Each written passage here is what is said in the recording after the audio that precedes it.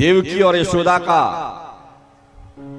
जो छोरा था, कहते हैं कि कंस को जिसने चक्राचूर कर दिया वो देवकी और यशोदा का छोरा है और पूरे भारत में विख्यात है। वो छत्तीसगढ़ ला धान ला कटोरा है। तो ये ध्यान के कटोरे में हम लोग बैठे हैं गुरुदेव का संदेश सुनने के लिए। यह दीप यज्ञ की भूमिका, जब असुर नाश करके भगवान श्री राम जब अयोध्या लौटे थे तब वो अंधेरी रात थी। उस समय ये दीपावली पर्व मनाया गया। दीप से दीप जल उठे। परम पूज्य गुरुदेव ने अंधकार, ये अज्ञान के अंधकार में जो आज जनता छाई हुई है, इनके मन में ज्ञान का दीपक जलाने के लिए अखंड दीप प्रगटाया। अखंड ज्योति उन्होंने लिखना शुरू की, जो हिमालय की ज्ञान गंगोत्री है और जिसे परम सद्य डॉक्टर साहब अपने कर कमलों से आज तक निरंतर प्रभावित कर रहे हैं। ऐसे वो दीप हमको क्या संदेश देना चाहते हैं कि किसी भटके को सही राह पर लाकर देखो, किसी गिरते को जरा उठाकर देखो। गलियों और चौराहों को बहुत रोशन किया हमने, आओ किसी मन के अंधेरी कोठरी में ज्ञान का एक दिया जलाकर देखो। और ये वो दीप यज्ञ संदेश देता है। आइए हम सदैव को सुने, गीत को सुनिए भावरा।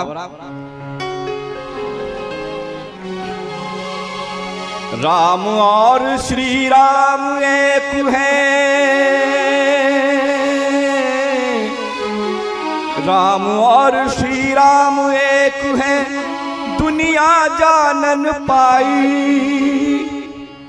दोनों ने ही एक तरह की रामायण दोहराई। सुनो रे संतों दोनों की प्रभुताई, सुनो रे संतों दोनों की प्रभुताई।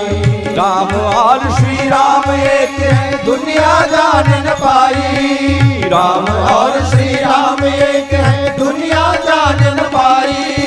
दोनों ने ही एक तरह की रामायण दोहराई। सुनो रे संतों दोनों की प्रभुताई, सुनो रे संतों दोनों की प्रभुताई।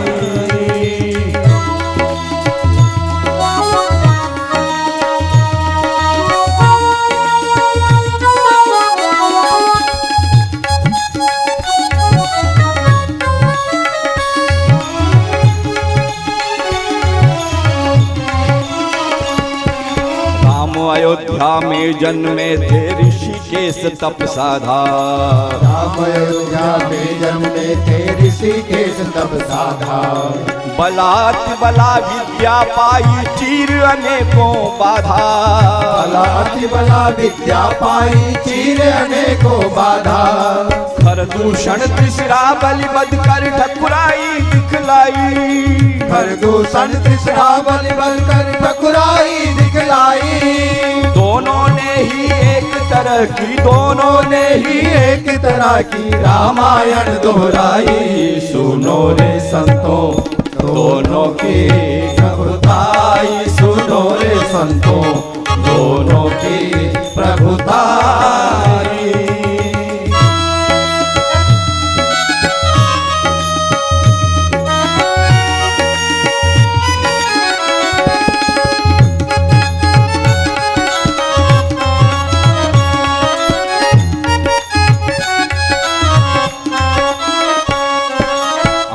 खेड़ा में जन्मे तप किया हिमालय जाकर। आवल खेड़ा में जन्मे तप किया हिमालय जाकर। किया जागरण कुंडलनी का जौ की रोटी खाकर। किया जागरण कुंडलनी का जौ की रोटी खाकर। ब्रिटिश हुकूमत मार भगाने की थी कठिन लड़ाई। ब्रिटिश हुकूमत मार भगाने की थी कठिन लड़ाई। दोनों ने ही एक तरह की, दोनों ने ही एक तरह की रामायण दोहराई। सुनो रे संतों दोनों की प्रभुताई, सुनो रे संतों दोनों की प्रभुताई।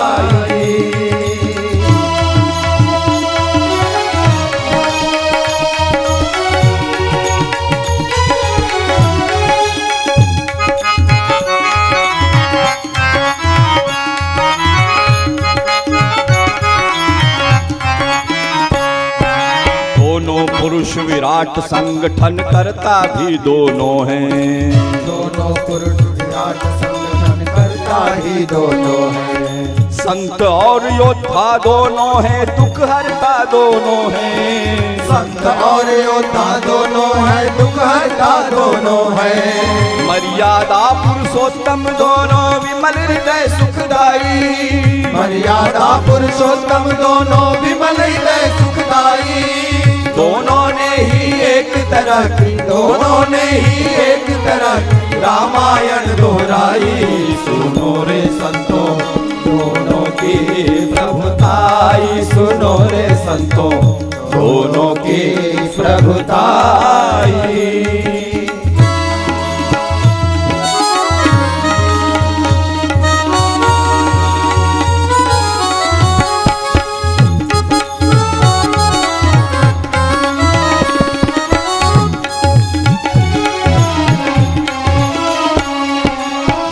राम जन्मे कलयुग में, धर्म कर्म सब भूले।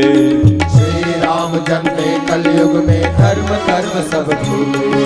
वह साहित्य लिखा जो नास्तिक के मन को भी छूले।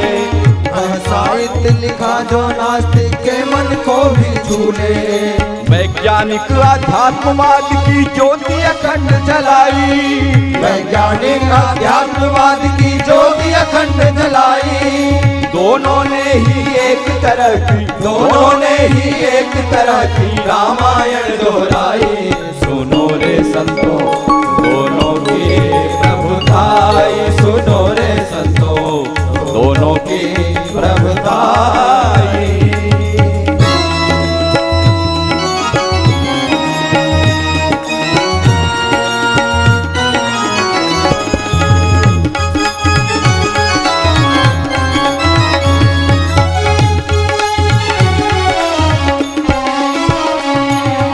ऊंच नीच और जाति पाति का बंधन उनने तोड़ा।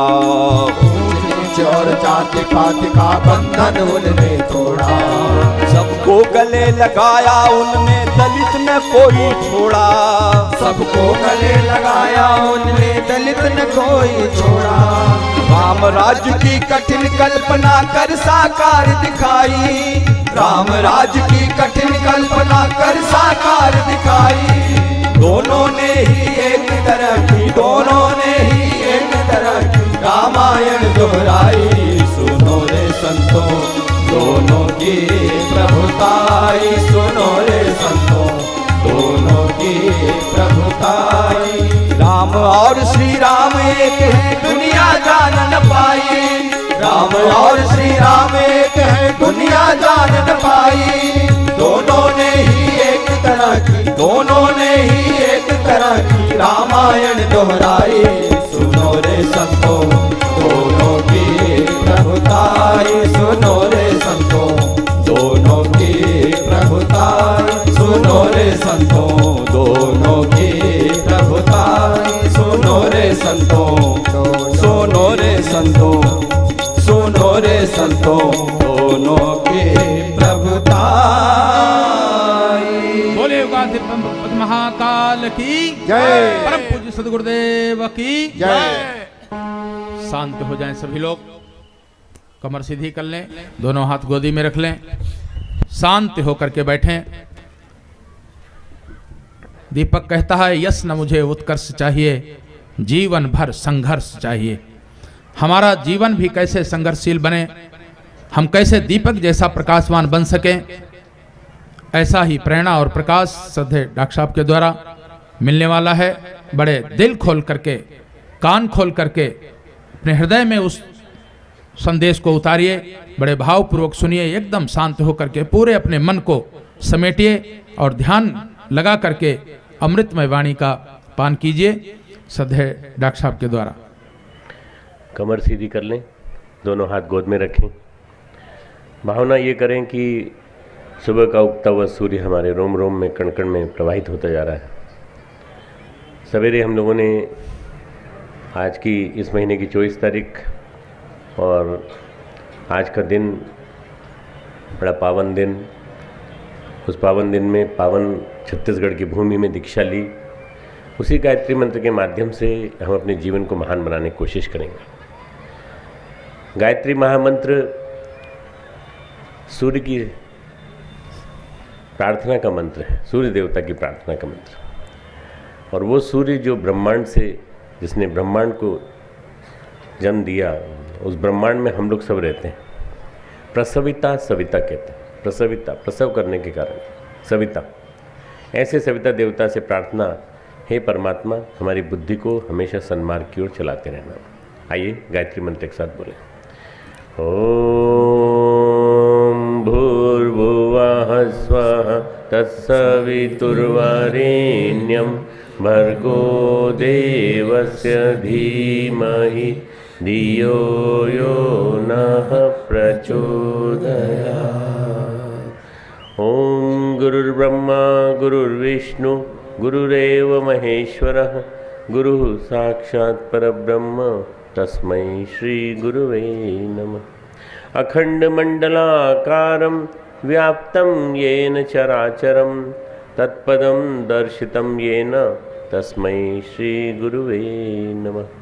मातृवत् लालयित्री च पितृवत् मार्गदर्शिका नमोस्तु गुरुसत्तायै श्रद्धा प्रज्ञायुता च, श्रद्धा प्रज्ञायुता च। परम पूज्य गुरुदेव और परमवंदनीय माता जी की सूक्ष्म उपस्थिति में आज तिल्दा नेवरा की इस पावन भूमि में, जहाँ 108 कुंडी यज्ञ हो रहा है, बैठे हुए सभी हमारे जनता के प्रतिनिधिगण, बलौदा बाजार के हमारे विधायक महोदय, हमारी इस जनपद की अध्यक्षा बहन, और यहाँ बैठे सैकड़ों देवतुल्य भाइयों, देवी स्वरूपा बहनों, शक्ति स्वरूपा माताओं, गायत्री परिवार के कार्यकर्ता भाइयों, सभी वो परिजन जो इस यज्ञ में कुछ पाने के लिए आए थे, कुछ सुनने के लिए आए थे, कुछ जानने के लिए आए थे, वो सभी इस दीप यज्ञ में भागीदारी कर रहे सभी कार्यकर्ता भाइयों बहनों। भाइयों बहनों, हमारे भारतीय संस्कृति में दो शास्त्र ऐसे हैं जो बड़े महत्वपूर्ण हैं, एक रामायण, दूसरा गीता। अभी रामायण की बात हमने सुनी कि राम ने ये किया, राम ने ये किया। राम ने जो किया वो राम का किया हुआ कार्य हम सबको दिखाई पड़ता है, और आज के श्री राम का काम हमको दिखाई पड़ता है। ये जो इतने सारे लोग आए हैं, ये सारे के सारे परम पूज्य गुरुदेव परमवंदनीय माता जी से हृदय से जुड़े हुए हैं, और इसी वजह से यहाँ आप लोग आए हैं उनका संदेश सुनने के लिए कि वो आने वाले दिनों में क्या करने वाले हैं, क्या होने वाला है, परिस्थितियाँ बदलने वाली हैं। एक दूसरा जो ग्रंथ है वो है गीता। गीता सही अर्थों में हमें जीवन जीना सिखाती है, जीवन जीने की कला सिखाती है, और ये बताती है कि जब भी परिस्थितियाँ प्रतिकूल हो जाएं तो क्या करना चाहिए। अपने अंदर के कृष्ण को सुनना चाहिए, श्री कृष्ण को सुनना चाहिए। कृष्णम वंदे जगत गुरुम, कृष्ण को जगत गुरु कहा जाता है। जगत का तो जो गुरु है वो आपका तो गुरु होगा ही, और आपका गुरु होगा तो आप उसको जीवन में उसके संदेश को सुनने की कोशिश करिए। मैं कोशिश करूंगा कि आज इस दीप यज्ञ के माध्यम से आपको श्री कृष्ण, इस युग के श्री कृष्ण परम पूज्य गुरुदेव, इस युग के श्री राम परम पूज्य गुरुदेव, इन दोनों के संदेश को सुनाने की कोशिश करूँ। अर्जुन नाम का एक बालक जो साथ साथ खेला था, सखा था, मित्र था, बड़ा हो गया। बड़ा होने के बाद कृष्ण भगवान के साथ युद्ध करता है, बातचीत करता है, मित्रता करता है, दोस्ती करता है, और फिर राजी कर लेता है कि जब युद्ध होने जा रहा है अनीति और अनीति के विरुद्ध, दो पक्षों के विरुद्ध, कौरव और पांडवों के बीच में, उस युद्ध में वो उनका रथ चलाए, क्योंकि युद्ध तो नहीं करने वाले, भगवान युद्ध नहीं करते, भगवान युद्ध करने की वृत्ति को समाप्त कर देते हैं। भगवान युद्ध नहीं करते हैं, भगवान कह रहे हैं कि मैं तो नहीं लड़ूंगा, मेरी सेना लड़ेगी। बस अर्जुन ने कहा तो फिर आप मेरे सारथी बन जाइए। जिसका सारथी भगवान हो उसका तो भला ही भला होना है निश्चित रूप से, पर जब मन में कुछ कमजोरी आ जाए तो गड़बड़ी हो सकती है। अर्जुन के मन में गड़बड़ी आ जाती है, और वो आ जाती है कि मैं लड़ूंगा कैसे। उसके पास बहुत बड़ा हथियार था, गांडीव धनुष था, सबसे बड़ा देवताओं के द्वारा दिया गया। वो जितने चाहे उतने सारे सिद्ध उसके पास हथियार थे, अस्त्र शस्त्र से। इसके बावजूद भी यदि गुरु की कृपा न बरसी हो और गुरु का बल न प्राप्त हो तो सारी प्रतिभा, सारी विद्या एक तरफ रह जाती है। उसने जैसे ही सारी भीड़ को देखा सामने खड़ी हुई, उसमें उसके दादाजी भी थे, उसमें उसके गुरु भी थे, कुल गुरु भी थे, और वो सब थे जिन्होंने उसको नीति की शिक्षा दी थी, विदुर जैसे। इन सबको देख करके भी वो घबरा जाता है और कहता है कि मैं, हे कृष्ण, हे गोविंद, मैं युद्ध नहीं करूँगा, मैं इस युद्ध को करने की पात्रता नहीं रखता। क्यों? क्योंकि मैं इनको मार के क्या करूँगा, इनको मार के क्या मिलेगा? 5 गांव भी मिल जाए तो बहुत है मुझे। सुई की नोक के बराबर गांव देने को जो तैयार नहीं था दुर्योधन, वो कहता है मैं कैसे दे दूँ कोई चीज़ जगह, मैं इनको रहने नहीं दूंगा, मैं इनको मार के रहूँगा। वही दुर्योधन अर्जुन को बड़ा प्रिय लगने लगता है। जब प्रतिकूलता आती है सामने और जब आदमी को संघर्ष के माध्यम से निखारने आती है तो इसी रूप में आती है। अनीति भी बढ़ चढ़ कर सामने दिखाई पड़ने लगती है और हम घबरा जाते हैं, परेशान हो जाते हैं इस जीवन समर में। इस जीवन संग्राम में सबसे बड़ी चीज़ ये है कि जब भी सामने आपके कोई भी दिखाई पड़े कि ये सब हमको तोड़ने के लिए आए हैं, ये आए हैं, तब अपने अंदर की हिम्मत को इकट्ठा करो, बलवान बन जाओ और ये समझो कि तुम्हारे अंदर बैठा परमात्मा तुम्हें शक्ति दे रहा है। अर्जुन जब ऐसा हाथ सामने धनुष नीचे रख देता है, पृष्ठ के रथ के पीछे भाग में बैठ जाता है और कहता है न योद्ध स्थिति में मन्ये, ऐसी मेरी मान्यता है कि युद्ध नहीं करना चाहिए। उसके पक्ष में कई तर्क देता है, वर्ण संकर हो जाएंगी स्त्रियां, सारा के सारा युद्ध का प्रांगण रक्त से भर जाएगा, तो क्या क्या फायदा है इससे। भगवान कृष्ण सारे संवाद को सुनते हैं और सुनने के बाद वो उसको लताड़ते हैं, कहते हैं कुतस्त्वा कश्मलमिदम विषमे समुपस्थितम। तेरे को ये असमय में, ऐसे समय में जबकि लड़ने का समय है, तब ये कायरता कहाँ से आ गई तेरे अंदर, कृपणता कहाँ से आ गई? कायरता मनुष्य का सबसे बड़ा दुर्गुण है। परिस्थितियाँ सामने आए, मुकाबला करो, परिस्थितियों को सामने आने ही न दो। पहला काम, अगर आ जाए तो मुकाबला करो, भागो मत, कायर मत बनो। कुतस्त्वा कश्मलविदम विषमे समुपस्थितम अनार्य जुष्टम अस्वर्गम अकीर्तिकरम अर्जुन। तो अनार्य कहलाएगा, आर्य यानी श्रेष्ठ और अनार्य यानी निकृष्ट, तो निकृष्ट कहलाएगा। अनार्य जुष्टम अस्वर्गम, तो नरक को प्राप्त होगा और कीर्ति तेरी हमेशा के लिए समाप्त हो जाएगी। तुझे लोग कभी देखो नहीं मानेंगे कि ये अर्जुन जो था वीर था। बस अर्जुन ये सुनने के बाद थोड़ी देर नीचे मुँह करता है, फिर देखता है सामने की तरफ, आंखों में आंसू। तो भगवान फिर दूसरी बात सुनाते हैं, क्लैव्यम मां सुगम पार्थ, हृदय की क्लीवता को छोड़। क्लीवता यानी नपुंसकता से बाहर आ जाए। क्लैव्यम मां स्मगम पार्थ न एतत्त्वयि उपपद्यते, तुझे शोभा नहीं देता, ये तुझे शोभा नहीं देता। न एतत्त्वयि उपपद्यते, न यानी नहीं, एतद यानी यह, त्वयि यानी तुझे, उपपद्यते यानी शोभा देता, ये तुझे शोभा नहीं देता, ये तुझे शोभा नहीं देता। बहुत सारी चीज़ें हैं जीवन में, हम जो गलत काम करते हैं वो हमको शोभा नहीं देता है। हम जो खाना नहीं चाहिए वो खाते हैं तो शोभा नहीं देता है। हमें गाली नहीं देना चाहिए, गाली दे देते हैं, ये शोभा नहीं देता। ऐसी कई चीज़ें हैं जीवन में जो हम कर देते हैं जो हमें शोभा नहीं देता। तो ये संदेश हम सबके लिए है, न एतत्त्वयि उपपद्यते, आपस में एक दूसरे के साथ बुरा व्यवहार, न एतत्त्वयि उपपद्यते, शोभा नहीं देता आपको। जो चीज़ शोभा नहीं देती उसको नहीं करना चाहिए। तो कहते हैं तुझे शोभा नहीं देता। आगे वो कहते हैं क्षुद्रम हृदय दौर्बल्यम त्यक्तोत्तिष्ठ परंतप, हृदय की शुद्रता को छोड़, दुर्बलता को छोड़। ये दो बीमारियां बड़ी खतरनाक हैं, शुद्रता और दुर्बलता।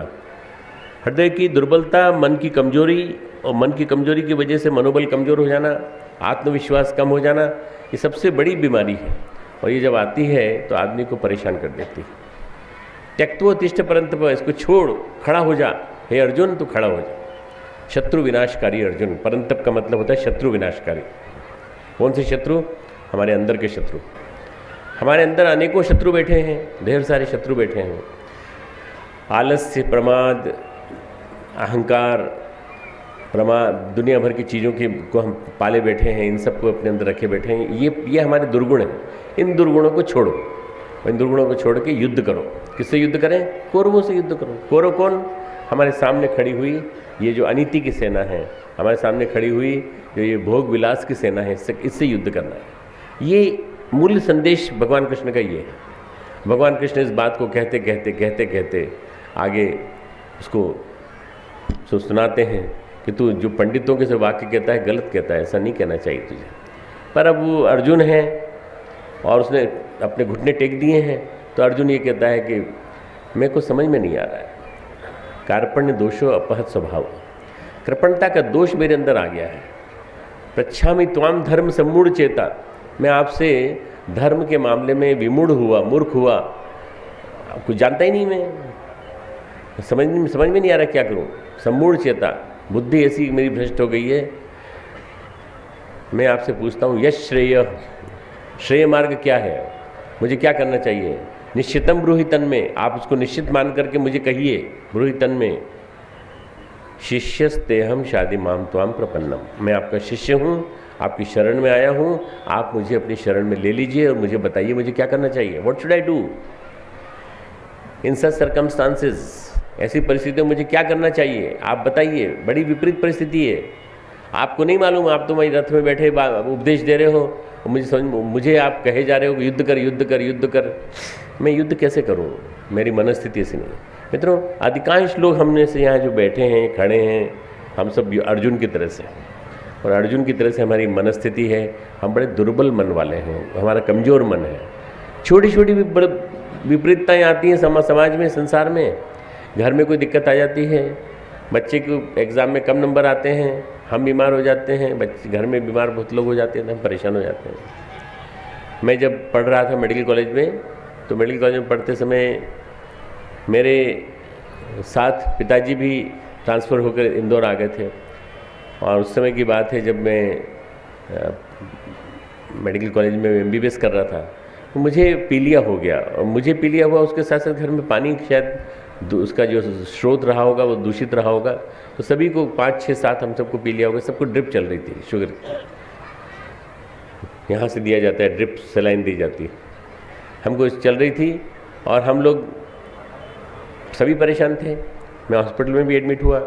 मैं आया हॉस्पिटल से, और हॉस्पिटल से आने के बाद कि गुरुदेव, मैंने चिट्ठी लिखी, गुरुदेव मैं बड़ा अपने आप को कमज़ोर महसूस कर रहा हूँ, क्योंकि घर में सबको पी लिया है। मैं डॉक्टर हूँ, डॉक्टर होने के नाते, डॉक्टर बनने जा रहा हूँ, डॉक्टर बनने के नाते मुझे इनको ठीक करना चाहिए, पर मैं खुद कमज़ोर हूँ, कैसे होगा ये सब। परेशान हो गया, मन परेशान हो गया। चिट्ठी डाल के आया, तो डाल के आने के 2 घंटे बाद पोस्टमैन आया, और पोस्टमैन ने चिट्ठी दी, और उस चिट्ठी में ये लिखा हुआ था, तुम्हारी परिस्थितियों से हम परिचित हैं। गुरुदेव के हाथ की लिखी हुई चिट्ठी 2 घंटे बाद आई, 2 घंटे बाद। इतनी जल्दी तो आज का फ़ोन भी काम नहीं करता। कई बार फ़ोन कहता है out of range, out of range, out of range. पर वो चिट्ठी कैसे पहुंच गई मुझे नहीं मालूम। मैंने जिस समय लिखा होगा उस समय गुरुदेव ने पढ़ लिया होगा। उन्होंने कहा हम तुम्हारे साथ हैं, चिट्ठी में लिखा था हम तुम्हारे साथ हैं, तुम चिंता मत करो, घर में सबको पीलिया हो गया है, तुम भी तकलीफ में हो, सब मालूम है हमको, तुम परेशान मत हो। वो पोस्टमैन लेके आ रहा है चिट्ठी, न जाने कब चली होगी, न जाने कब आई होगी, शायद उस समय लिख दी गई होगी जिस समय मैंने सोचा होगा मन ही मन में।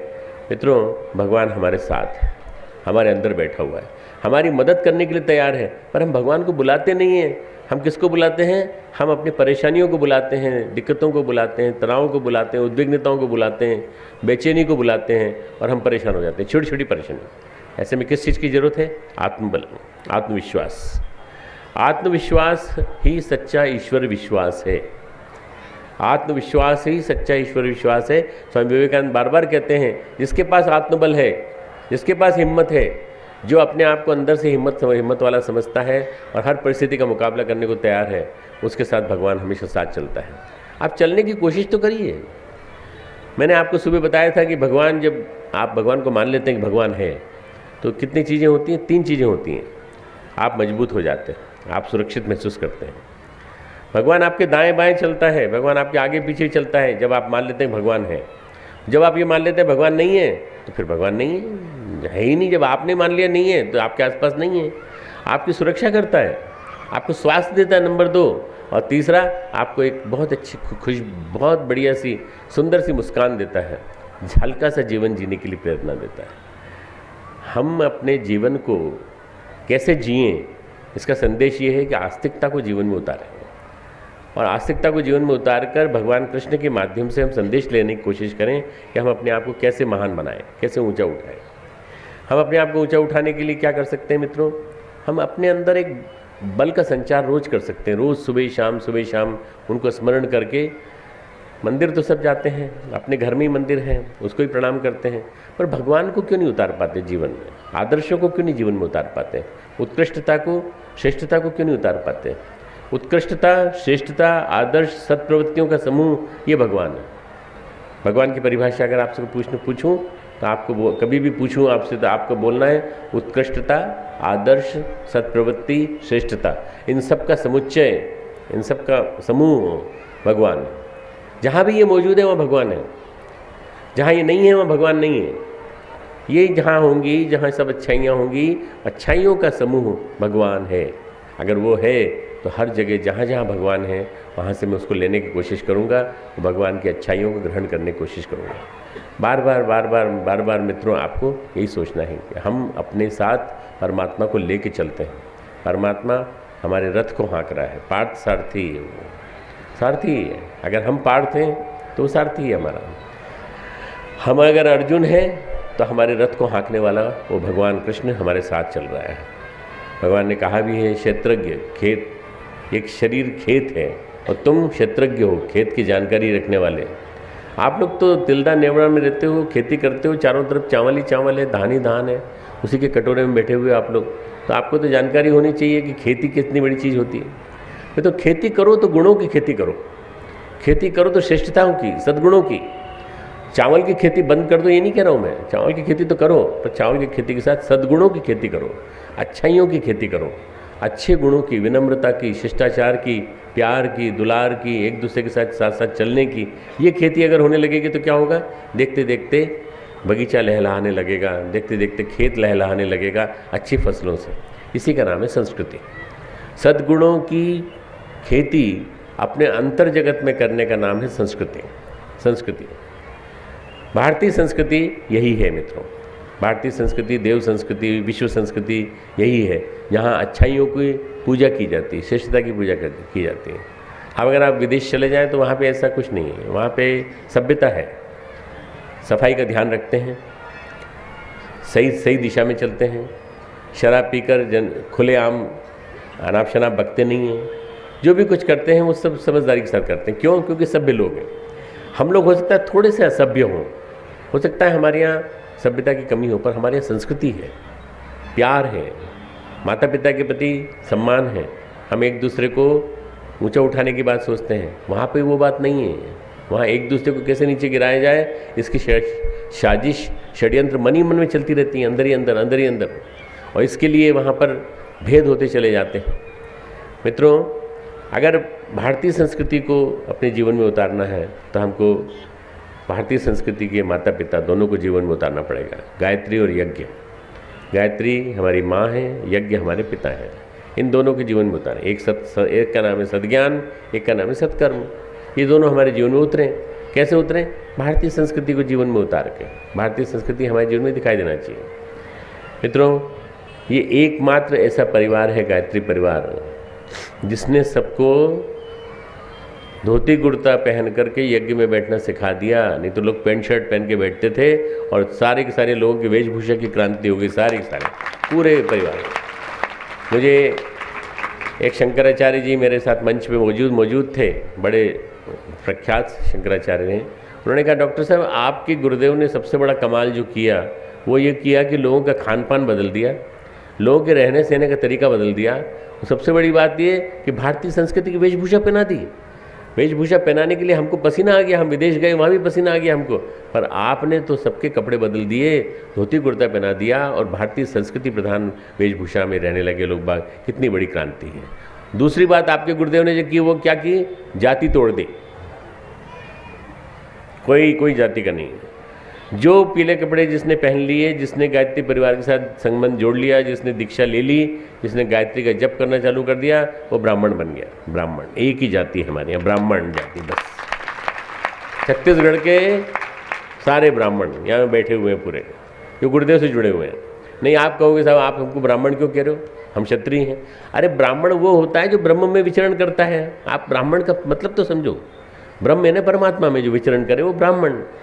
ब्राह्मण जाति से नहीं होता आदमी, ब्राह्मण आदमी अपने कर्म से होता है, और ब्राह्मण जब अपने जीवन में उतरता है तो वास्तव में सही अर्थों में संस्कारों के माध्यम से उस ब्राह्मण को जल्दी से जल्दी भगवान की जितनी भी श्रेष्ठ बातें हैं सबके सब मिलने लगती हैं, जितने अनुदान हैं सब मिलने लगते हैं।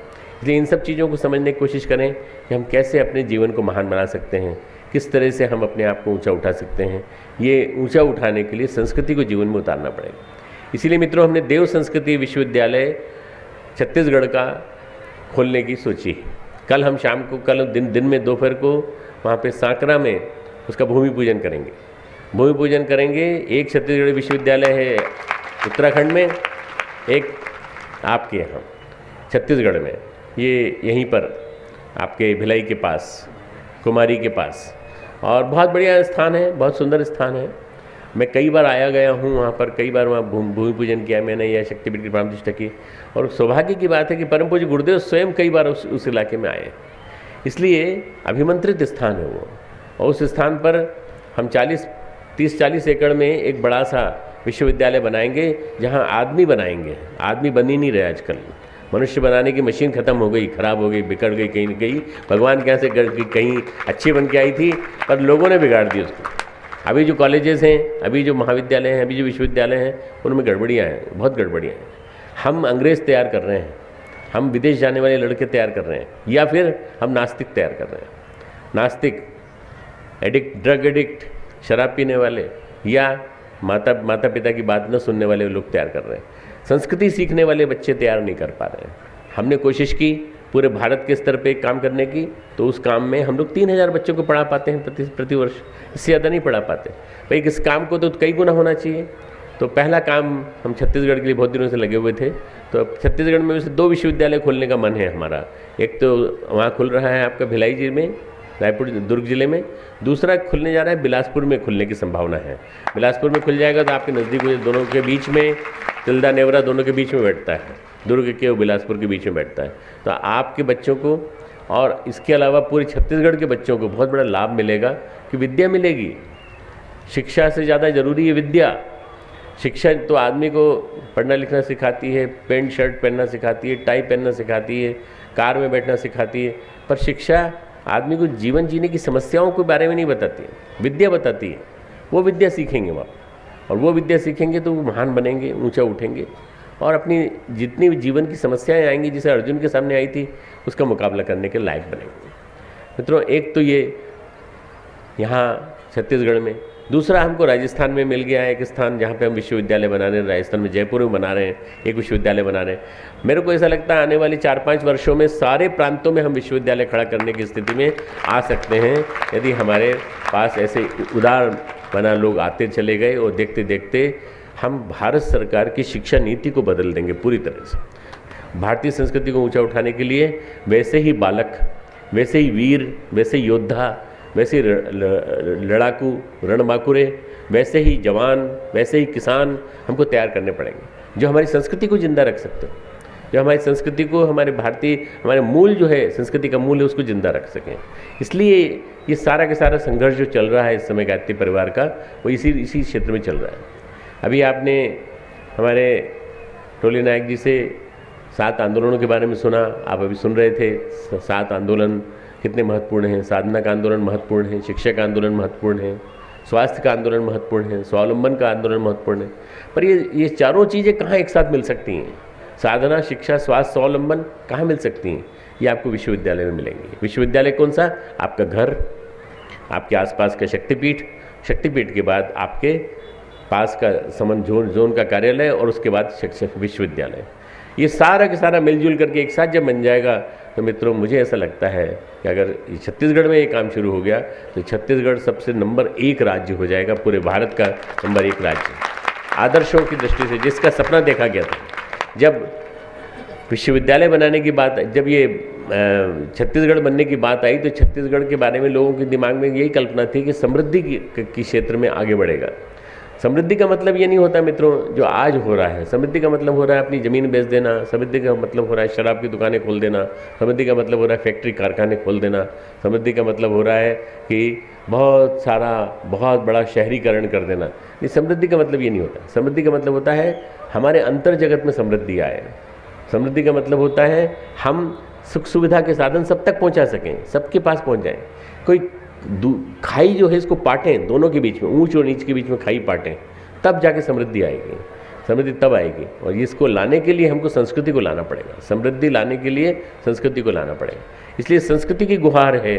संस्कृति बार बार कहती है कि तुम गुरुओं की परंपरा को वापस लाओ, गुरु शिष्य परंपरा को वापस लाओ। हमारे इस तिल्दा नेवरा क्षेत्र में सिंधी भाई लोग भी हमारे साथ रहते हैं। इस पूरे रायपुर में, बिलासपुर में, इस क्षेत्र में अगर आप देखें तो हमारे पंजाबी भाई, हमारे सरदार, सिख सरदार, ये भी सब हमारे साथ रहते हैं। मुस्लिम भाई भी रहते हैं, क्रिश्चियन भाई भी रहते हैं, सब एक साथ मिलकर रहते हैं। हमारा देश एक बहुत बड़ा नमूना है, हम सबको स्वीकार करते हैं। हमारे अंतर जगत में सबके लिए स्थान है। इस देश ने जो आया उसका स्वागत किया है। कहाँ आ जाए, अरे आ जाओ, आज तो अंदर आ जाओ।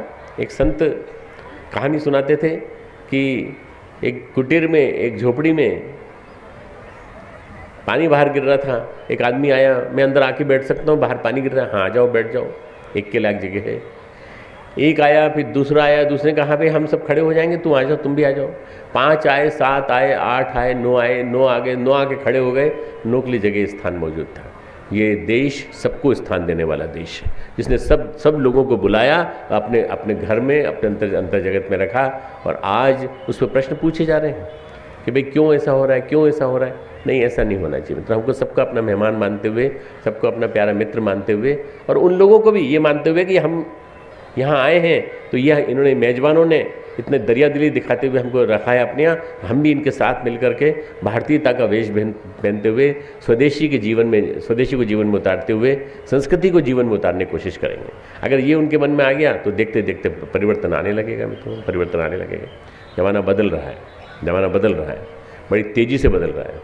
आपको शायद नहीं लगता हो कि ज़माना बदल रहा है और देश बदल रहा है और आसपास का समाज बदल रहा है। क्यों? क्योंकि अपने को अपने आसपास का छोटा सा दुनिया दिखाई देती है। इतनी छोटी सी दुनिया, इतनी छोटी सी दुनिया से बाहर निकल के आ जाओ, और बाहर निकल करके सारे पूरे समाज को देखो, संसार को देखो।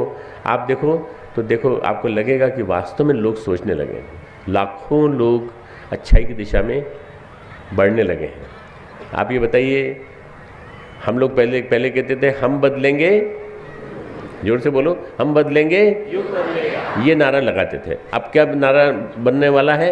हम बदल रहे हैं, युग बदल रहा है। बोलिए, अब आप बोलिए, हम बदल रहे हैं, युग बदल रहा है। ये युग बदल रहा है, इसको देखने के लिए आंखें चाहिए, दिव्य दृष्टि चाहिए।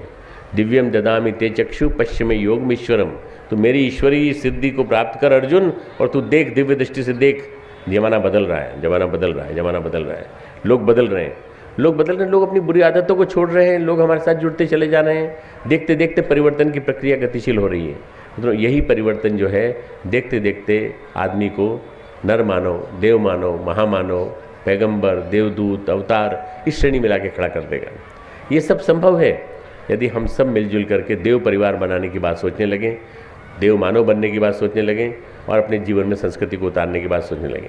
तो आप सब मिलजुल करके एक प्रयास कर सकते हैं। आप क्या कर सकते हैं कि हम बाहर देव संस्कृति विश्वविद्यालय जो बनने जा रहा है, इसके लिए हम कुछ अपने आप से शुरुआत करें, अपने घर से शुरुआत करें। आप साधनात्मक शुरुआत करिए, साधना की दृष्टि से बल मिले उसको, मंत्र लेखन उसके लिए चालू कर दीजिए। आप अपने संसाधनों का एक छोटा सा जखीरा इकट्ठा नहीं कर सकते तो कम से कम एक छोटा सा मुट्ठी भर अंशदान तो शुरू कर सकते हैं। हर व्यक्ति के घर से अगर अंशदान निकल के आएगा तो पूरे छत्तीसगढ़ में देखते देखते क्रांति आने लगेगी, और सबके मुंह से एक बात निकलने लगेगी, देव संस्कृति विश्वविद्यालय सबका है, कोई खास व्यक्तियों का नहीं है। बाकी आज के विश्वविद्यालय में तो बहुत सारा पैसा लगता है, बहुत सारा पैसा देना पड़ता है, डोनेशन देना पड़ता है, कैपिटा फी देनी पड़ती है। तो हमने क्रांति की है उत्तराखंड में। पूरे देश के बच्चे आते हैं अपने यहाँ, विदेश के बच्चे आते हैं, विदेश के 18 बच्चे पढ़ रहे हैं अपने यहाँ, और देश के करीब 2,500 पौने 3,000 बच्चे पढ़ रहे हैं। और ये सब के सब जो है वो क्रांति कर रहे हैं, योग के माध्यम से, मनोविज्ञान के माध्यम से भारतीय संस्कृति को जन जन तक पहुँचाने की कोशिश कर रहे हैं। देखते देखते बदलाव आ रहा है, पर ये बदलाव रहेगा कब? जब सब जगह इस तरह की क्रांति होने लगे। तो शुरुआत आप अपने प्रांत के लिए करना चालू कर दिए।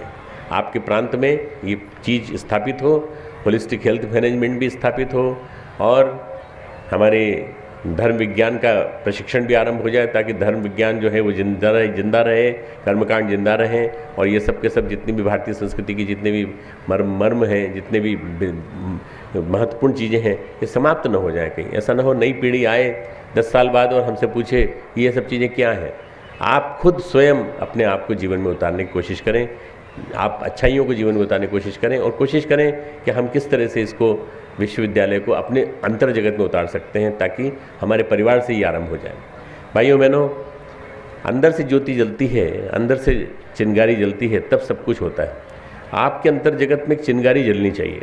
एक महामानव के अंतर जगत में चिंगारी जली, और वो चिंगारी जली तो उसने फिर अपने आप को खड़ा किया, और ज़्यादा उम्र नहीं थी, बहुत कम उम्र थी, और उस कम उम्र में उसने भगवान के दर्शन कर लिए सबके।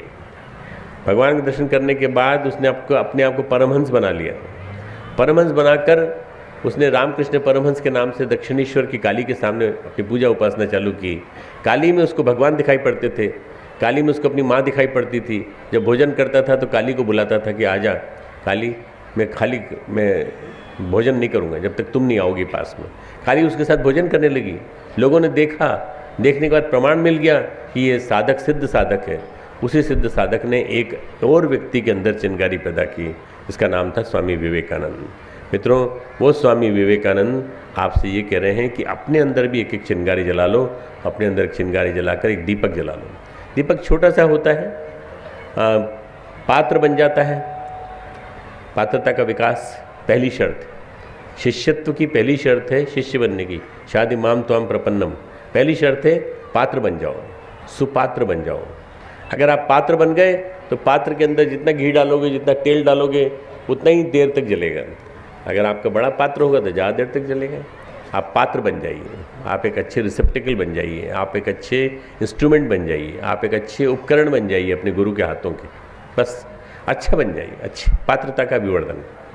एक छोटा सा दीपक, उसके अंदर इतना तेल आ जाता है, उसके बाद एक बाती आती है बीच में से। वो बाती जो है जितनी बड़ी होती है, जितनी ऊंची होती है, जितना तेल मिलता है, तेल यानी संवेदना, तेल यानी भावना, संवेदना, करुणा, ये सब ममत्व, ये अपने को मिलना चाहिए। अगर ये मिलेगा तो आपको बाती में प्रखरता आएगी, तेजस्विता आएगी। बाती की प्रखरता, बाती की तेजस्विता तभी बन पाएगी जब तक अंदर से तेल आता रहेगा। इसलिए भाव संवेदना के माध्यम से जलने वाला जो तेज है, वो तेज ऊपर उठेगा, ऊपर उठ करके हमेशा ऊपर की ओर किरणें जाएंगी, उसकी ऊपर की ओर जाएगा तेज उसका। मित्रों, ये जो दीपक है, ये दीपक आज हम जलाने जा रहे हैं आपके सामने। परम पूज्य गुरुदेव ने इतनी बड़ी मशाल जला दी, ज्ञान यज्ञ की लाल मशाल, कि आज वो चमकती हुई दिखाई पड़ती है हमको, चारों तरफ उसी का प्रकाश दिखाई पड़ता है। ज्ञान यज्ञ की लाल मशाल परम पूज्य गुरुदेव ने जलाई। आज हम छोटे छोटे दीपकों के माध्यम से इसको जलाएंगे, और इन दीपकों के माध्यम से प्रज्वलित करते हुए हम प्रयास करेंगे कि ये ज्ञान यज्ञ का प्रकाश, ज्ञान का विचार का प्रकाश घर घर पहुँचे, जन जन के बीच में पहुँचे, और हर व्यक्ति के चिंतन में परिवर्तन आता चला जाए, विचार क्रांति होती चली जाए, लोग बदलते चले जाएं। अगर भगवान से प्रार्थना सच्चे मन से की जाए तो बदलाव आने लगता है। परम पूज्य गुरुदेव ने सच्चे मन से प्रार्थना की अपने गुरु से, बदलाव आता चला गया, और उनको युग निर्माण योजना मिल गई, ऊपर से आशीर्वाद के रूप में उनके ऊपर गिरी। उन्होंने उठा ली उसको। उठाने के बाद उन्होंने उसको ये कहा, अपने गुरुदेव से ये कहा कि आपने दी है, मैं इसको जलाए रखूँगा, और मैं अपने शिष्यों को दे जाऊँगा, वो इसको जलाते रखेंगे। तो आपको जलाते रखना है, आपको जला के रखना है। और हर घर में विचार क्रांति की मशाल जलने लगे, हर घर में अखंड ज्योति पत्रिका आने लगे, हर घर में दीपक जलने लगे, हर घर में दीप यज्ञ होने लगे, हर घर में, हर घर मंडल में, महिला मंडल में, हमारे प्रज्ञा मंडलों में, सभी जगह दीपों की जलाने की प्रक्रिया चलने लगी। दीपों को जलाना मतलब दीप प्रकाश फैलाना। प्रकाश यानी सही अर्थों में कहा जाए, प्रकाश यानी उत्साह, प्रकाश यानी उमंग, प्रकाश यानी उल्लास। जब दिवाली का अंधेरा था, घना अंधेरा था, तो भगवान राम आए तो विजय पर्व करने मना के आ रहे थे, रावण के ऊपर विजय प्राप्त करके आ रहे थे। और उन्होंने जब दीपक जलते हुए देखे तो उन दीपों के प्रकाश के बीच में से होते हुए आए हुए महावीर कहा जाता है। महावीर को वीर गति प्राप्त हुई थी, भगवान महावीर को उस दिन निर्वाण को प्राप्त हुए थे, तो उन्होंने दीपक जला दिए जगह जगह। तो दीपक वहाँ जैन धर्म में दीपक नहीं माने जाते, बल्कि जैन धर्म में माना जाता है कि आप रत्न रख दीजिए, जलते हुए चमकते हुए रत्न रख दिए तो रत्न चमकने लगे। मित्रों, ये प्रकाश ही अध्यात्म की सबसे बड़ी उपलब्धि है। ये प्रकाश जब अंतर जगत में आता है तो हमारे अंदर अंतर जगत को प्रकाशित कर देता है, और ये प्रकाश जब ऊपर से उतरता है तो आदमी के अंदर एक प्रकार से शक्तिपात करता हुआ उस आदमी को महामानव बनाता हुआ चला जाता है। आप भगवान करें आप सबके ऊपर प्रकाश गिरे गुरुदेव का, और आप सबके ऊपर शक्तिपात होता हुआ चला जाए, और आप महामानव बनते हुए चले जाएं। हम आप सबसे प्रार्थना करेंगे कि आपके जीवन में कम से कम एक बात ये आ जाए कि हम न्यूनतम क्या कर सकते हैं, हम अपने जीवन में इसको उतारने की कोशिश करें। दीप यज्ञ के माध्यम से हम लोग बात करेंगे। अपनी दीप यज्ञ की शुरुआत होने जा रही है, बस 15-20 मिनट के अंदर ये सारा समापन हो जाएगा। ये सूर्य अस्ताचल की ओर जा रहा है, सूर्य को आश्वासन देता है दीपक, दीप हूँ जलता रहूँगा, मैं प्रलय की आंधियों से अंत तक लड़ता रहूँगा। मैं दीपक हूँ पर जलता रहूँगा, मैं प्रलय की आंधियों से अंत तक लड़ता रहूँ। तुम चले गए तो कोई बात नहीं, सूरज भगवान से कहते हैं, सूर्य भगवान से दीपक कहता है तुम चले गए तो कोई बात नहीं, मैं जलता रहूँगा, और जल के मैं तिल करके जल करके प्रकाश देता रहूँगा। मैं आपको निराश नहीं करूँगा। आप चले जाएंगे तो कोई बात नहीं, इतना बड़ा सूर्य नहीं हूँ। मित्रों, आप कुछ नहीं कर सकते तो एक काम कर सकते हैं। क्या कर सकते हैं? आप अपने घर में ज्ञान घट रखिए विश्वविद्यालय के नाम का, और 1 रुपया रोज उसमें डालना चालू कर दीजिए आज से। एक ज्ञान घट आपका, एक ज्ञान घट आपके बालक का, एक ज्ञान घट आपकी बालिका का। ऐसे ज्ञान घट अगर हर घर में 3-3 4-4 रख दी जाए, हमको सरकार से कोई पैसा मांगने की जरूरत नहीं है, न हम कहीं मांगेंगे। आपके ही ज्ञान घटों से, आपके ही मुट्ठी फंड से एक मुट्ठी अन्न डालना चालू कर दो। मान लो इसमें दिक्कत होती हो तो एक मुट्ठी चावल डालना चालू कर दो। धान का कटोरा है, कटोरे में से एक मुट्ठी निकालने में क्या दिक्कत है? उस कटोरे में से एक मुट्ठी निकाल के डाल दिया, और फिर उसको शक्तिपीठ में अपना वर्तमान जो आपका केंद्र है वहाँ जाके दे दिया, और उसके बदले में राशि ले ली, और वो राशि जमा कर दी विश्वविद्यालय के फंड में। तो आपका बच्चा पढ़ेगा, अगले दिन आपकी बच्ची पढ़ेगी, आपकी बेटी पढ़ेगी, आपका दामाद पढ़ेगा, उसमें पढ़ेगा तो वो पढ़ के ऊँचा उठेगा। ये छोटा सा संकल्प हम ले सकते हैं। इस संकल्प को लेकर के भगवान सूर्य को विदाई देते हैं, अपने अंदर का दीपक जलाते हैं, दीपक जला के प्रेरणा लेते हैं। हे भगवान, हम अपने दीपक को निरंतर जलते रहते हैं, कहीं इसमें कोई कालिख न जमने पाए, कहीं इसके ऊपर कहीं ऐसा न हो कि ये दीपक जो है बुझ जाए हवा से, आंधी से। कोई कितनी भी बड़ी आंधी हो, कितनी भी गहरी आंधी हो, कोई भी नेगेटिविटी, नकारात्मकता बड़ी से बड़ी आ जाए तो भी हम इस दीपक को बुझने नहीं देंगे। दीप जलता रहेगा, कभी अंदर दीप बुझने न पाए। तो जब तक दीप जलता रहता है तब तक आदमी के अंदर प्राण रहता है, और जिस दिन दीप बुझ जाता है उस दिन हम कहते हैं भाई साहब नहीं रहे, बहन जी नहीं रही, मतलब प्राण चला गया। प्राण हमारा दीपक है, और वो प्राण गुरुदेव का अंश है जो आपके अंदर मौजूद रहेगा। मैं आपके अंदर गुरुदेव का अंश रोपित करके जा रहा हूँ, और प्रार्थना कर रहा हूँ कि आप उसको जलाए रखेंगे। दीप यज्ञ की प्रक्रिया को चालू करें।